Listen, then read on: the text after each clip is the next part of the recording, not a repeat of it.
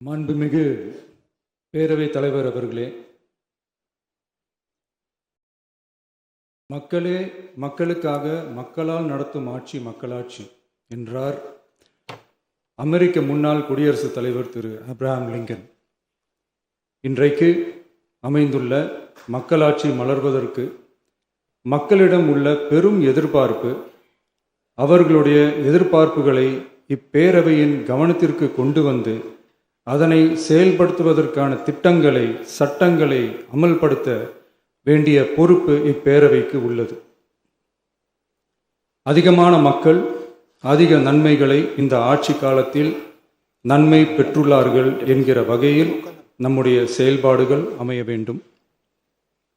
இங்கே அனைவரும் சமம்.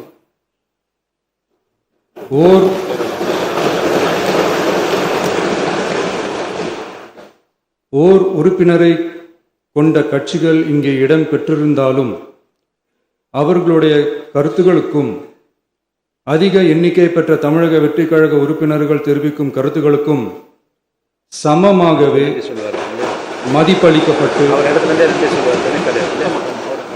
நல்லவை ஏற்கப்பட்டு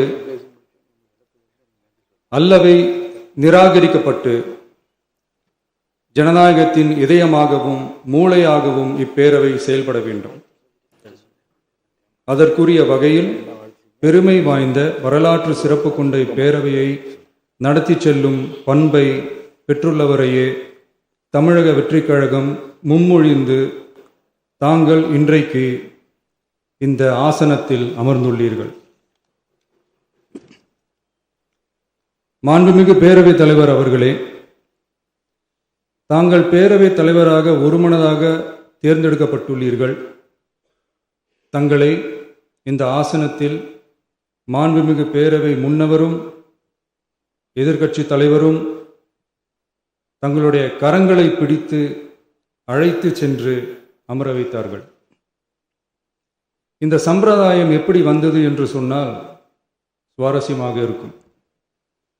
பெரிய வரலாறு சம்பவத்தில் உள்ளது. இங்கிலாந்து நாட்டில் உள்ள பாராளுமன்ற நடைமுறைகளை போன்றதே நம்முடைய பாராளுமன்ற நடைமுறைகளும். மன்னராட்சி இருந்த காலத்திலேயே அங்க பாராளுமன்றம் இயங்கியுள்ளது. அக்காலத்தில் அனைத்து அதிகாரங்களையும் பெற்ற மன்னரும் இருந்தார், பாராளுமன்றமும் இயங்கியது. அங்கே மன்னர் ஒரு பணியை செய்ய வேண்டும் என்று விரும்புவார், பாராளுமன்றம் அவருடைய விருப்பத்தை பெரும்பாலும் நிராகரிக்கும். மன்னர் விரும்பிய காரியத்தை பாராளுமன்றம் நிராகரித்து விட்டது என்கிற செய்தியை மன்னருக்கு சொல்ல வேண்டியவர் பாராளுமன்ற தலைவர், ஸ்பீக்கர் என்பார்கள். பாராளுமன்றத்தின் கருத்தை மன்னரிடம் சொல்ல வேண்டியவர் ஸ்பீக்கர். அதற்கு துணிவு வேண்டும். சில பணிகளை செய்வதற்குத்தான் பாராளுமன்றத்தின் அனுமதி வேண்டுமே தவிர அந்த ராஜ்யத்தில் உள்ள எந்த பிரஜைக்கும் மரண தண்டனை விதிக்கும் அதிகாரம் மன்னருக்கு உண்டு. தான் விரும்பியதை பாராளுமன்றம் நிராகரித்து விட்டது என்று சொல்லும் ஸ்பீக்கருக்கு மரண தண்டனை விதிக்கும்படி ஆணையிடுவார்.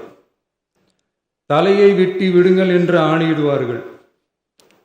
இது பலமுறை நடந்ததால் யாருமே இந்த ஸ்பீக்கர் பதவிக்கு வர விரும்ப மாட்டார்கள்.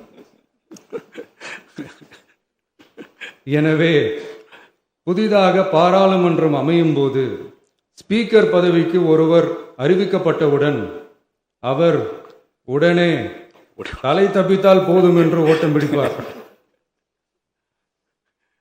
அணை முன்னவரும் எதிர்க்கட்சி தலைவரும் அவரை தடுத்து நிறுத்தி அவர் கைகளை பிடித்து இழுத்து வந்து ஆசனத்தில் அமர வைப்பார்கள். இதுதான் அந்த காலத்தில் இருந்து வந்த மரபு. ஜனநாயக முறை ஏற்பட்ட பிறகும் இம்மரபு தொடர்கிறது. நிச்சயமாக தமிழக வெற்றி கழக உறுப்பினர்கள் அனைவருமே உங்களுக்கு உதவிகரமாகவே இருப்பார்கள் என்கிற வாக்குறுதியை இந்நேரத்தில் அளிக்க விரும்புகிறேன். பேரவையின் மாண்பையும் கண்ணியத்தையும் பேரவை உறுப்பினர்களின் கண்ணியத்தையும் காக்க வேண்டிய பொறுப்பை உங்களிடத்தில் ஒப்படைத்திருக்கிறார்கள். தற்காலிக பேரவைத் தலைவர் பொறுப்பில் மிக சிறப்பாக பணியாற்றிய நம்முடைய உறுப்பினர் திரு மூவி கருப்பையா அவர்களை சந்திக்க நேற்றுக்கு சென்றிருந்தேன். அங்கே முந்தைய பேரவைத் தலைவர்கள் படங்களை கண்ணுற்ற போது, அவர்களை பற்றி அறிந்தபோது உண்மையிலே எனக்கு பெருமிதம் தந்தது.